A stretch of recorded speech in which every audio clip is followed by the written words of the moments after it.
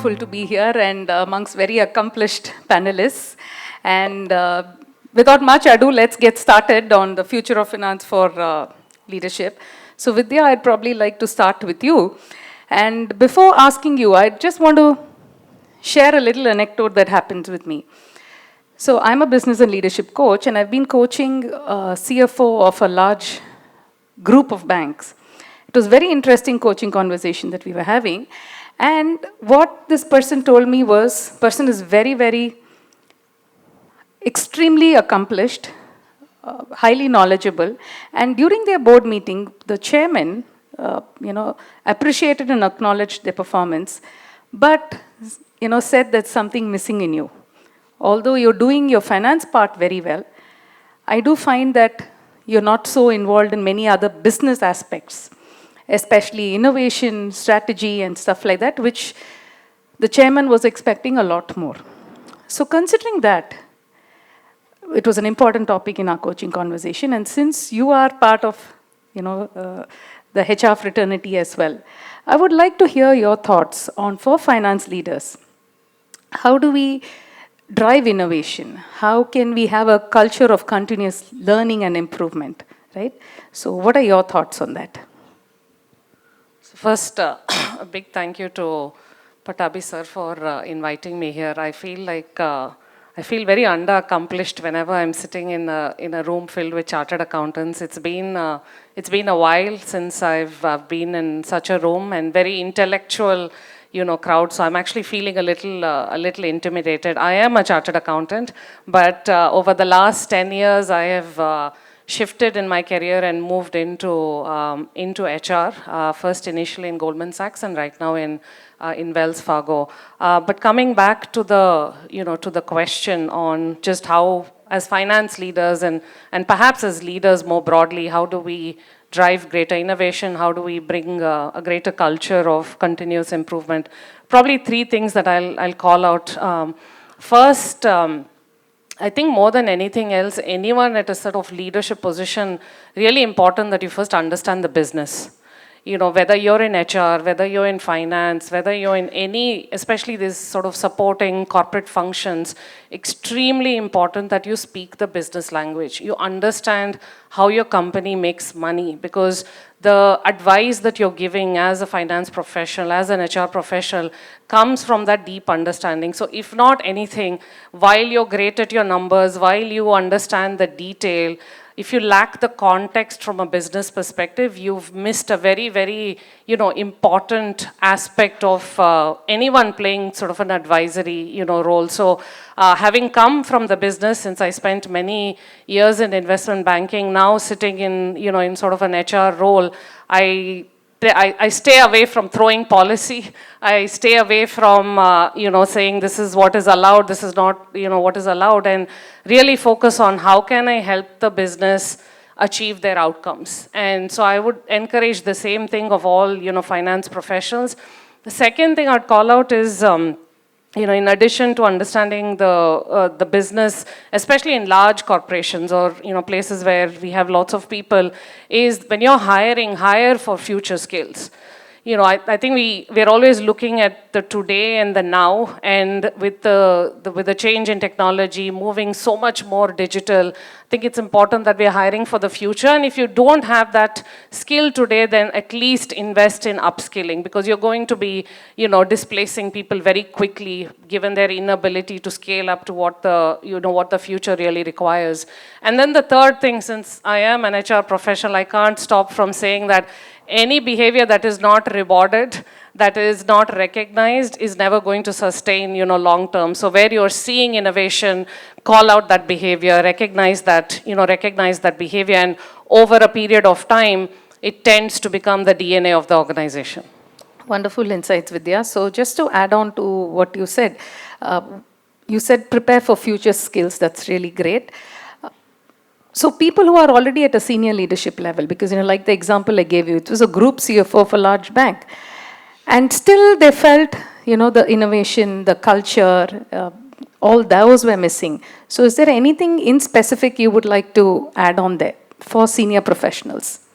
I mean, see, even for senior professionals, and again, I I look back at my own, at my own career. I've moved across so many different roles, not necessarily understanding and having lived through that journey. Like banking was completely new to me. When I moved to HR, it's not like I went and did a crash course on HR and then I suddenly have the ability to, to lead an organization. It's really important to, roll up your sleeves and understand the detail. I think oftentimes at senior levels, we are operating at, by delegation. Absolutely. And that I think becomes a challenge, because when you don't know the nitty-gritty, then your ability to advise, I think, becomes a real challenge. Right. Okay. Very well said. Very well said. Sridevi, to you. Recently I had attended IICA's program on building better boards as an independent director. So in that, a lot of importance was given on ESG. Right? So since you're from the hotel industry, so what do you think can be the impact on financial decision making from an ESG perspective, because it's such a hot topic right now? So, right, on that topic, I would talk about the usage of plastics, which is very, very crucial. What happens is, for us, we are being given rules as to whether we can, which kind of plastic and the grades of plastics which can be. Initially they said you can't use plastics at all in our industry, but the alternatives became very, very expensive. So the star hotels could afford that cost because it's padded in the cost. Whereas for a standalone restaurants or in a QSR, what happens is when you are in a price war, it becomes very, very difficult for us to maintain that cost if you avoid plastics. So that is one crucial decision when we are padding our cost, because packaging as such cannot be shown as a big cost when it comes to, say, for instance, idli. I'll take a simple example of idli. Idli, if it is priced at 50, anything ranging between two pieces of idli is priced between 45 to 55 in a QSR model. So if it is, that's the pricing. And the cost for packing those two idlis also, because you need to pack two chutneys, one sambar, then a carry bag, spoon. No, of course spoons at least we avoid, because certain our food aggregators tell us not to pack those. So what happens is, in that case, all these costs have to be padded in that 55, and as a thumb rule we can't go beyond 30 as our cost. So this is something which is very, very difficult for us to manage, and that becomes a crucial decision. So then they said you can allow plastic, but it should not be a single-use plastic. Right. So all these take a huge impact when we do our decision making, because we are in a price war. So it impacts the pricing as well, right? Absolutely. Right. Because see, when it comes to QSR model, it's an all-out price war. Yes. Yes. So you have to be. So how does one balance it?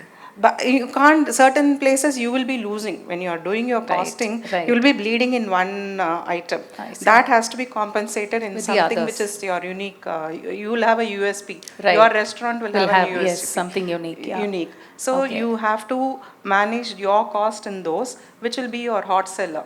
Okay. So you need to manage in that. Yeah, so I think a lot of costing would come, cost and management, we just had that session. Yes, so yes. I think, that is something very, very crucial. It becomes very crucial. Okay, wonderful. Thank you.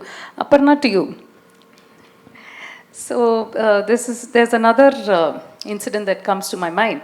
So this was, again, I was coaching one business head, right? And this was a couple of years ago. And the person was having a lot of challenges, the remote leadership, right?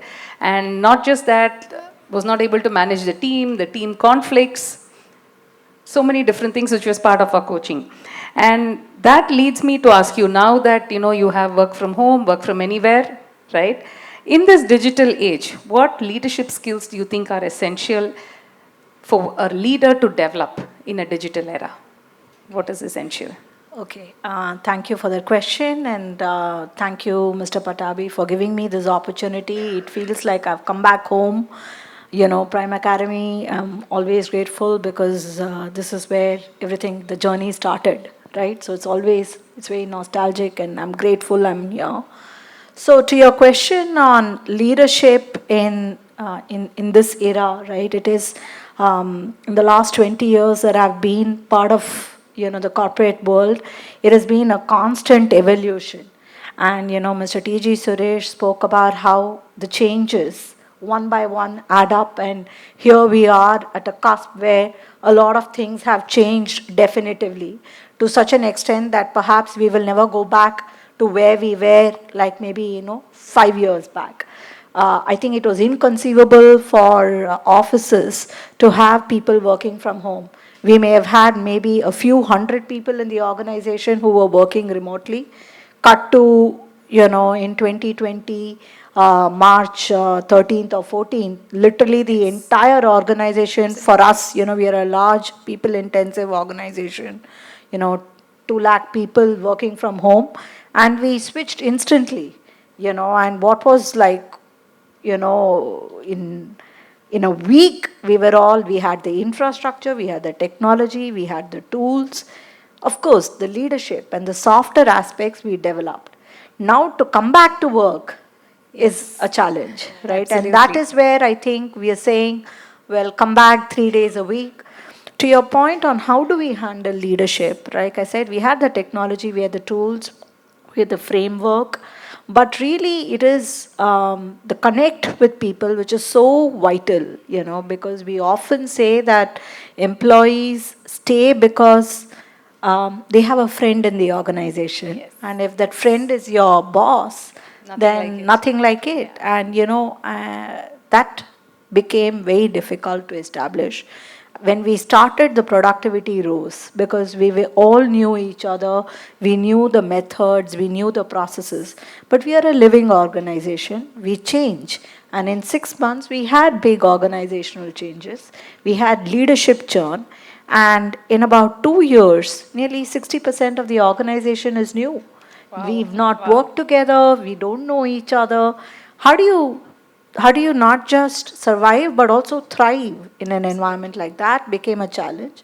We obviously have had to, adopt, adapt, and figure out ways. But I think definitively what has crucially helped us is coming back to work 3 days a week, sensitivity, authentic leadership, going out, reaching out to people, making sure that your time in office you're meeting people. These are things that have really helped.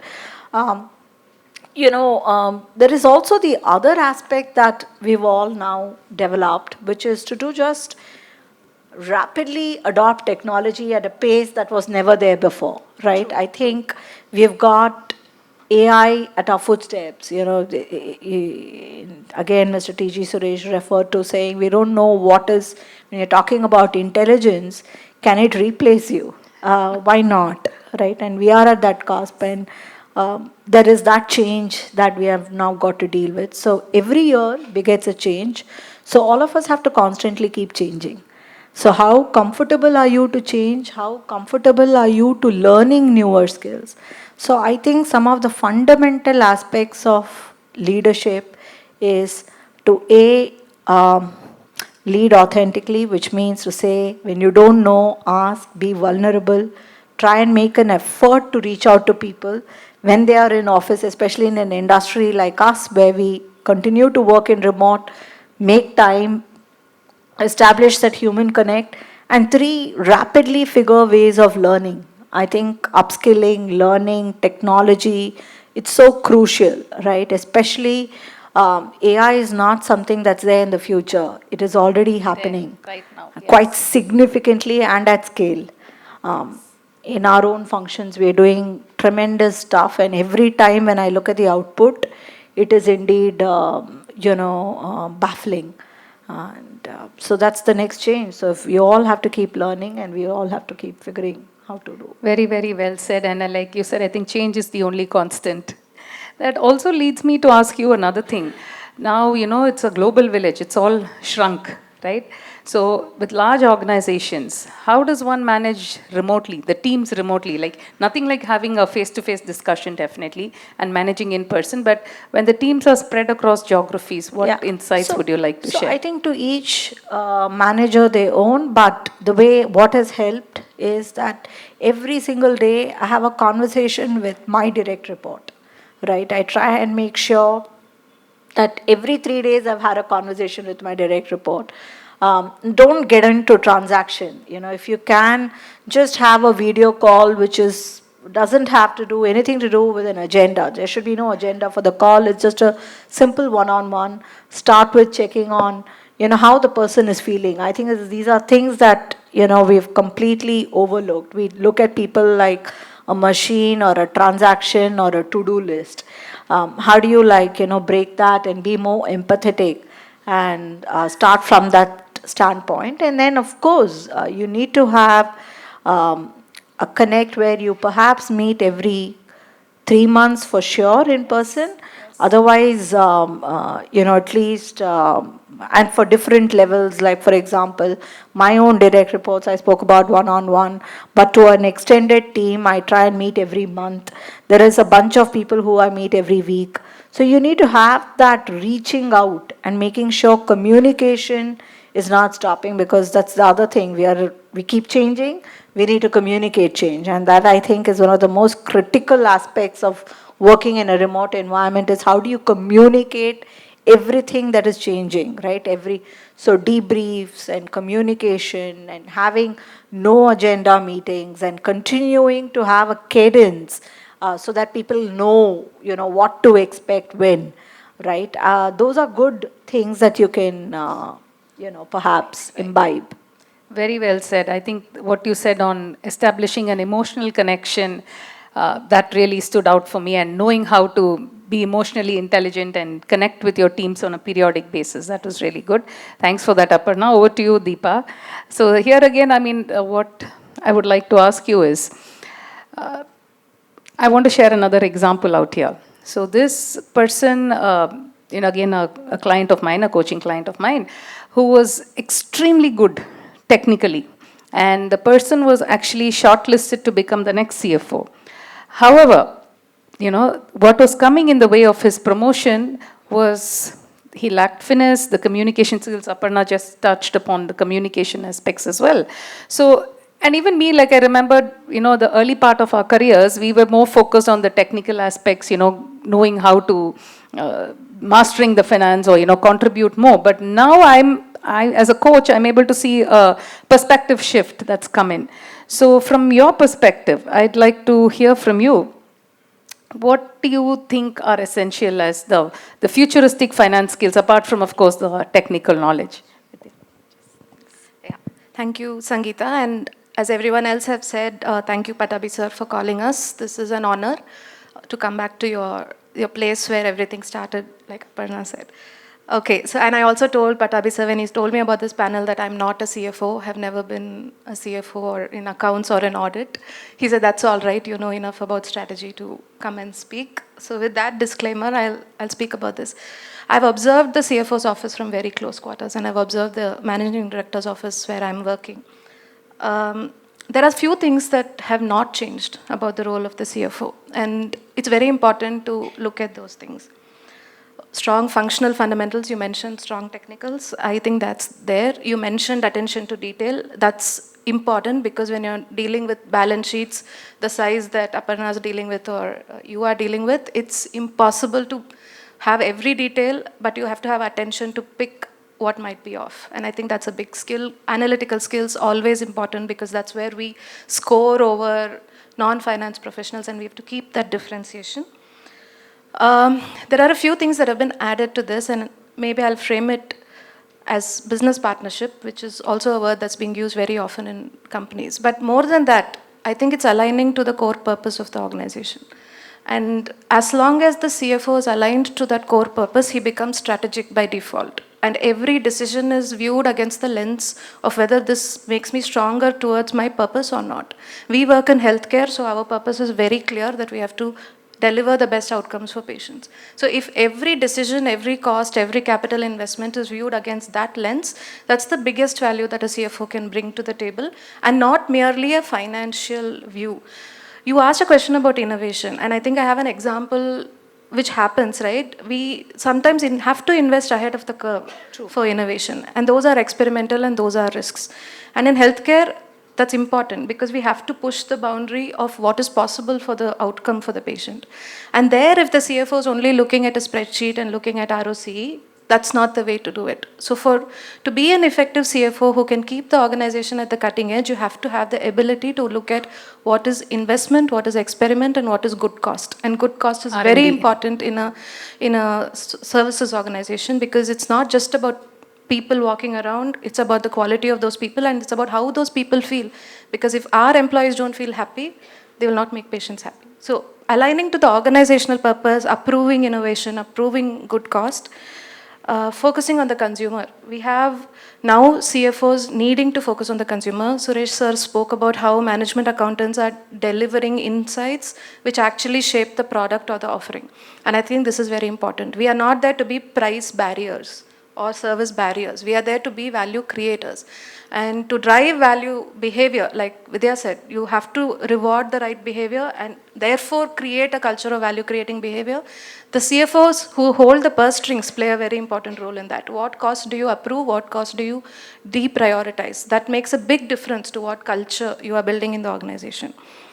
Coming to communication skills, I think over the last decade, CFOs have started becoming the voice of the internal organization to the external world, and the voice of the external organization to the internal world. And that balance is very important, because while CEOs always present the storyboard, present the narrative, investors look more for cues from the CFO, because there they know the grounding is in numbers and in real data. So the ability of the CFO to present the story to the external world, to stakeholders, and equally to communicate what the market is watching out for, what the market is valuing, what the market is worried about, and how we must change our internal processes from those prisms, that's become a very important skill. There's one thing that has remained constant. It's an unpopular job. I don't think being a finance head should ever be a very, very popular job. If everyone likes you, there's something wrong with that. So it is an unpopular job. It will continue to be, but it is a highly regarded and respected job. It is something that will stay. Agility, I think Aparna mentioned about adopting technology at a pace that we've never adopted before.